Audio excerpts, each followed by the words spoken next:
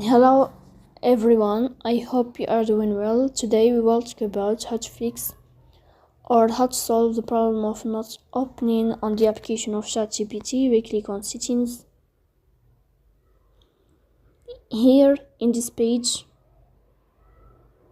you will click on apps, default apps, app settings. In this page, you will click on this sign and you will search about ChatGPT. Here in this page of app info, you will click on first stop and you will click OK.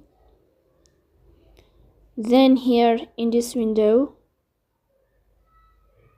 you will click on storage. Then you will click on clear cache.